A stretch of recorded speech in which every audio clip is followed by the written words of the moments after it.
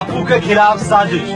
आसाराम बापू एक धार्मिक संत हैं। पूरी दुनिया में उनके करोड़ों भक्त हैं। उन्होंने हिंदू धर्म की पताका पूरी दुनिया में फहरा रखी है। इसी कारण उनके कई विरोधी भी हैं। बापू के समर्थकों का दावा है कि उनके खिलाफ लंबे समय से साजिश रची जा रही थी, जिसमें आखिरकार विरोधी सफल हो गए। हिंदू संतों का कुप्रचार। देश में हिंदू धर्म को बदनाम करने की साजिश लंबे समय से चल रही है। इस साजिश के पीछे जो लोग शामिल हैं, उनका रुतबा बड़े राजनेताओं तक है। आसाराम बापू हिंदू धर्म के बड़े संत हैं, इसीलिए उनको निशाना बनाकर हिंदू धर्म का पूरी दुनिया में कुप्रचार किया जा रहा है। Media trial. आसाराम बापू के केस को लेकर जबरदस्त मीडिया ट्रायल हुए। कई चैनलों ने केस के बहाने आसाराम बापू की निजी जिंदगी को तोड़ मरोड़ कर पेश किया। सुनी सुनाई बातों पर नाटकीय अंदाज में अपमानजनक कहानियां तैयार की गई। विरोधियों की कही गई बातों को आधार बनाकर बिना किसी सबूत के बापू को समाज का विलन और रसिया जैसा साबित करने का असफल प्रयास किया गया। बापू के खिलाफ राजनीति। बापू के खिलाफ कार्रवाई के पीछे कई सियासी नेताओं का हाथ भी बताया जाता है। बापू समर्थकों का दावा है कि मुस्लिम और ईसाई धर्माचार्यों ने इसके लिए वैश्विक स्तर पर फंडिंग की और कई नेताओं को पैसे के बल पर साजिश में शामिल कराया। भक्तों का भरोसा। तमाम साजिशों के बावजूद आसाराम बापू को अच्छी तरह जानने वाले भक्तों का भरोसा नहीं टिका। उनकी नजर में बापू आज भी महागुरु का दर्जा रखते हैं। जब भी बापू बेल लेकर बाहर आएंगे, वो पहले की तरह ही उनका सम्मान करेंगे। बापू को इंसाफ मिले।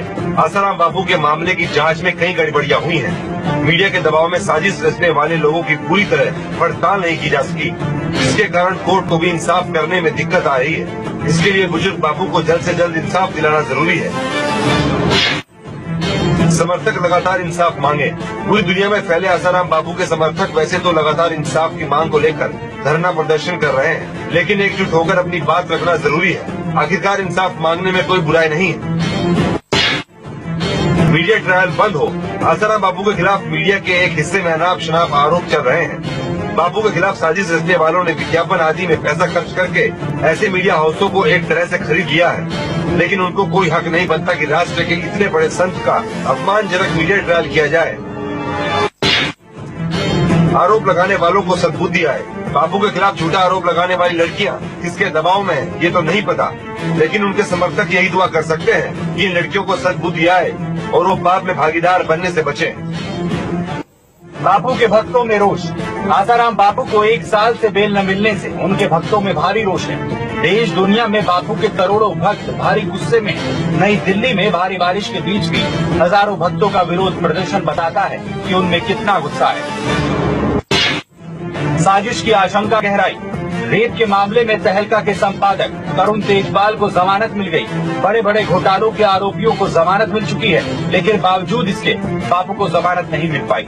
उनके समर्थकों को लगता है कि कहीं न कहीं साजिश के तार इतने गहरे बुने गए हैं, जिससे कोर्ट भी सही स्थिति नहीं समझ पा रहा है। हिंदू धर्म की हानि। आसाराम बापू हिंदू धर्म के बड़े संत हैं। पूरी दुनिया में उनको हिंदू धर्म का प्रतिनिधि संत माना जाता है। उनके इतने लंबे समय तक जेल में रहने से हिंदू धर्म का बहुत ज्यादा नुकसान हो रहा है। उनके समर्थकों का तर्क है कि तमाम केस दर्ज होने के बावजूद मुस्लिम धर्म गुरु इमाम बुखारी की आज तक गिरफ्तार करने की हिम्मत कोई सरकार नहीं जुटा पाई। कानून व्यवस्था का संकट। कहते हैं अगर समय पर इंसाफ न मिले तो उसे इंसाफ नहीं कहते। बापू के समर्थकों की नाराजगी भी बढ़ती जा रही है। हालांकि किसी को भी कानून अपने हाथ में लेने का हक नहीं है, लेकिन बापू के करोड़ों भक्तों की नाराजगी कानून व्यवस्था का संकट खड़ा कर सकती है।